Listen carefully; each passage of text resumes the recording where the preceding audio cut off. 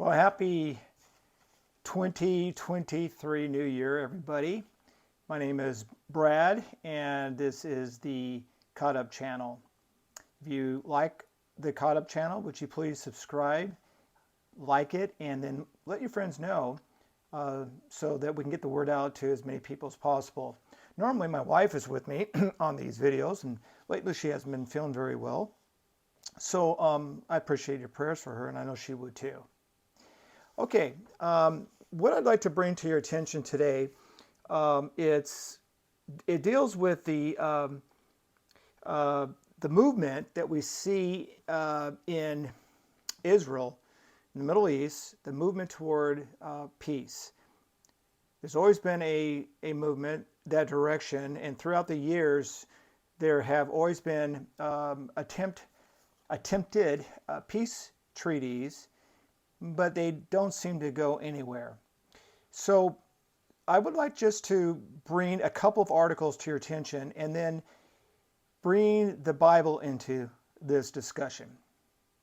The first article I'd like to, well, first of all, you've heard about the Abraham Accords, right? That was back in, 2020? That wasn't very long ago, just a couple of years ago, maybe 3 years, 2.5 years ago. The Abraham Accords, they had the official signing in September. It was on September 15th of 2020. And basically what they were, it's a series of treaties that was normalizing the diplomatic relations between Israel, the UAE, United Arab Emirates, it was Bahrain, Sudan, Morocco. Those were the countries, and it was facilitated by the U.S. administration, President Trump at the time. And you probably remember the people standing there in front of the White House, shaking hands and signing this. Well, in just a span of 5 short months, back then, those 4 Arab nations that I just mentioned joined Egypt and Jordan in making peace with Israel. Now that's huge. If you have been following the history of Israel, especially since they became back as a nation and got their independence in May 14, 1948, you will see that there's been a lot of attempts for this peace, but there's no peace. And the Bible even says that, peace, peace, but there's no peace. But anyway, here in these Abraham Accords, here are these countries that join hands and to make peace with the nation of Israel. They're called the Abraham Accords, and why is that? Because it's in honor of Abraham, who was the patriarch of both of Judaism, Christianity, and Islam. So the article I'd like to bring to your attention is this one that was December 27th of just last year. I can say that now because we're in 2023, but this was December 27th of 2022. So just a few weeks ago, not even a week ago, I guess. The article says this, that Netanyahu has set his sights on peace, which now remember, he has just become the prime minister again of Israel, and he has set his peace, he set his sights on peace with Riyadh, and that was in the Jewish News Syndicate reported this, and this is what he had to say. Quote, "Now I hope to bring about a full normal peace as we've done with the other Gulf states like Bahrain and the United Arab Emirates. This is a very important goal because if we have peace," now listen to this, because if we have peace with Saudi Arabia, we are effectively going to bring an end to the Arab-Israeli conflict. And now that's what he's working toward right now. If you watch the news, that's the most newest thing on the horizon with Israel. They want to make this agreement with Saudi Arabia. I mean, that's a cat's meow for them if they could do this. And so they're working on that. And he said that if we can have this peace agreement, if we can make it with Saudi Arabia, then effectively we're going to bring peace to an end, not peace to an end, but the conflict to an end, to the Arab-Israeli conflict that's been going on for, well, since, like I said, before they became a nation. Now, the ambassador the former Israeli ambassador, his name is Danny Danon, he told this to the World Israel News, and this was back, he said this on December 8th of last year, so it wasn't that very long ago either. And basically, what he said was, quote, "We are closer than ever to achieving peace between all the sons of Abraham." And then he went on to say that he expected to see peace between Israel and Saudi Arabia within a year. So there's a lot of talk right now, and there's a lot of movement, and it's really interesting, especially when we think about the Abraham Accords that they made, all those Arab nations coming together and wanting to make peace. There's a lot of reason for that, why they want that. Of course, with Iran being on, they want to join forces because Iran is their enemy, and they see that, and so they're thinking, well, we want Israel on our side too. I think that'll be to our best interest. Why do I bring those two articles up? Because in Daniel chapter 9, and we have talked about this before, Daniel chapter 9, that's the passage that really outlines the historical prophetic timeline for the nation of Israel. I don't have time to go into the whole passage today. I think we went through that a few videos ago, and I could just do a video just on the Daniel chapter 9 if you want, just let me know.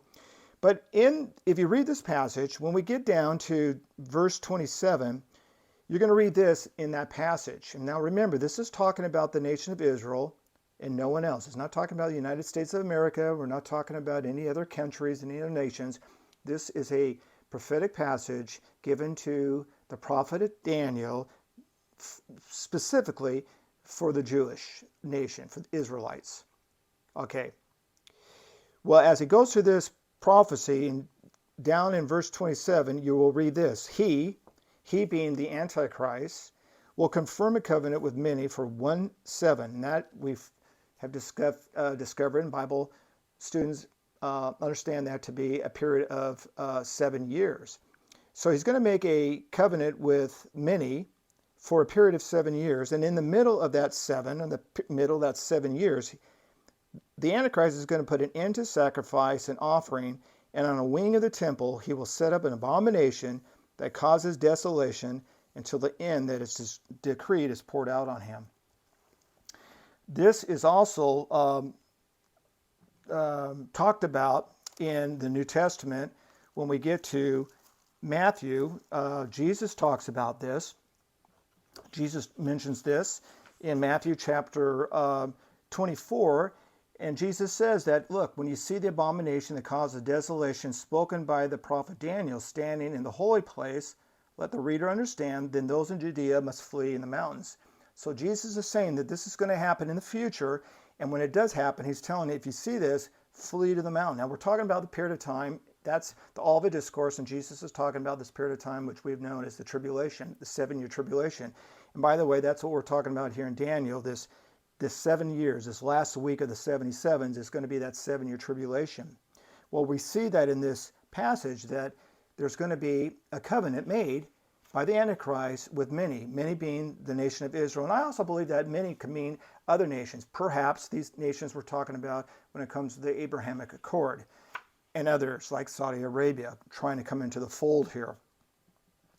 So I find it interesting that this push toward this peace is like a heart rate. It's a beat. I like a heartbeat. It's just getting faster and faster. Well, anyway, again, this person in Daniel chapter 9, which is called the coming prince, and I've already said he's known to students as the Antichrist. Now, he's going to deceive Israel into thinking he can solve the answer to this Israeli Arab conflict. That's what's really important to understand about this whole thing that I'm trying to bring to your attention on this video, and that the Antichrist is going to be the one who's going to try to resolve this, and I think it's going to be resolved through this pseudo-peace covenant that he's going to make with these nations. And when that happens, they're going to think this guy is the greatest cat's meow. They're going to think he might even be the Messiah, because who else has ever done this? I mean, remember, people have tried over and over to get a peace agreement with Israel, and it's never happened. Now, right now, today, why don't we have that? It's impossible. See, they've tried and tried, but they can't do that. Because, first of all, when you look at this passage, when he says he's going to make a covenant, but in the middle of 7, he's going to put a sacrifice, end the sacrifice to offering, and on a wing of the temple, he will set up an abomination. Now, there has to be a temple on that Temple Mount. Well, we know right now, today, there's not a temple on the Temple Mount. Now, there used to be the Solomon temple, and then in King Herod, his temple. And of course, in 70 AD, that was destroyed by the Romans. And since then, there really hasn't been any temple up there. But there will be a temple someday. It's going to be the tribulation temple. And we know that it has to be there for this passage, this prophecy to be fulfilled. Jesus even talked about that too in Matthew 24.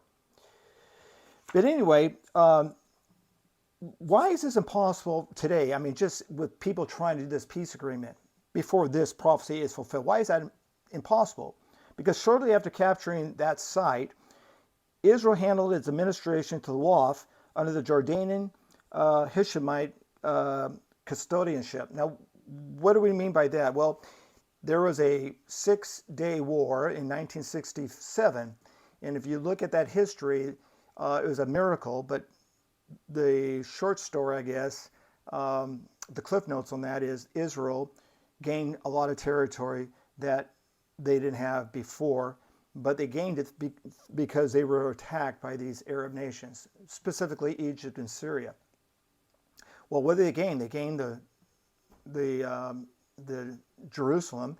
They were able to get all the way up to the eastern section of Jerusalem, the Wailing Wall, as we call it, the holy site. But they gave that Temple Mount back to this Waqf, the Jordanian Hashemite, and they gave them the custodianship of the Temple Mount. So that's what's been going on. Even today, that's who has that. That's why you just can't go up there and pray. You just can't go up to the Temple Mount and do what you want. Churches can't go up there and have Bible studies and stuff. Even the Jews can't go up there and pray because of this. So that's going to change someday. So you can see why the Jews would want that to be able to go up there and have this. I mean, it's theirs. It's been theirs for history, and they want to go up there and worship in the temple. But they can't do it right now. But someday they will. And I think this Antichrist is going to be the one who's going to come on the scene to make this, in Daniel chapter 9, he's going to make this happen through this covenant that he's going to sign. Anyway, let's see here. So the Abraham Accords, which I mentioned, the long-term desire for this peace between Israel and their Arab neighbors, I believe, again, is pointing toward this passage, this prophecy in Daniel 9. Now, like I said, for there to be a temple, something has to give, right? Because we already said it can't happen right now. But something has to give. And for many years, people have been saying, peace, peace. We want peace, but there's no peace. World leaders have tried, come on the scene, but they failed. And then, like I said, after the 6-day war, it was given over to the Jordanians to take the stewardship, the custodianship of the Temple Mount. However, here's something, I just want you to get the flavor of why there's such a tension over there, okay? I mean, there's so much to say here, but after that 6-day war in 1967, when Israel gained so much territory back, the Arab League summit met right after that. And out of that summit came what is known as the Khartoum Resolution, known as the 3 no's. Now listen to what their 3 no's were. No peace with Israel, no recognition of Israel, no negotiations with Israel. So do you understand? Even though they want peace, people are asking for peace. They want how can we solve this Israeli-Arab conflict? There's not going to be peace. Not right now. It's not going to happen. That is what they're saying. No peace with Israel, no recognition of Israel, no negotiations with Israel. In fact, the terrorist group called Hamas, their statement is they want to destroy Israel. They don't even want to see Israel around. So there's a lot of hatred, a lot of conflict going on over there, and it can't be resolved unless something special happens, something either through negotiations, which I believe is going to happen through this covenant signed by the Antichrist with the nation of Israel in Daniel chapter 9. So it's amazing that what we're seeing with those articles that I read, right? Those nations, remember those nations say no recognition, no peace and stuff. Look what we're seeing right now. We're seeing them shake hands and saying, no, we want peace. Now, I don't know internally if they really want that peace, but they're not dumb. They understand that Iran is their enemy. So they're saying, yeah, shake hands. We want peace. We'll sign this. That's never happened before. It's amazing. Now, there has been a couple of agreements in the past. Egypt with Israel, even Syria with Israel. They had peace agreements in the past. But now I'm talking about all these Arab nations are saying, look, we want peace because for our own security. Well, anyway, they're shaking hands, and I just think it's really interesting that we look at these articles and we see what's going on, this push, this direction, this push toward this peace over there. Wow. And we see that in Daniel chapter 9 that something has to give for them. There has to be a temple for this prophecy to be fulfilled, both here and what Jesus said in Matthew. In fact, even Paul in 2 Thessalonians writes about this. Listen what he says in 2 Thessalonians chapter 2, verse 4. Paul says this, he, being the Antichrist, he will oppose and will exalt himself over everything that is called God or is worship, so that he sets himself up in God's temple, proclaiming himself to be God. So there has to be a temple, which there's not right now, but there will be. So as we see this push towards peace, I believe this push towards this pseudo-peace and this push towards having a temple mount, they want their temple back, I think it's going to happen when the Antichrist signs this covenant, makes a covenant with the nation of Israel and with many for that period of 7 years, which is the tribulation period. And in the middle of that tribulation period, he's going to show his true colors.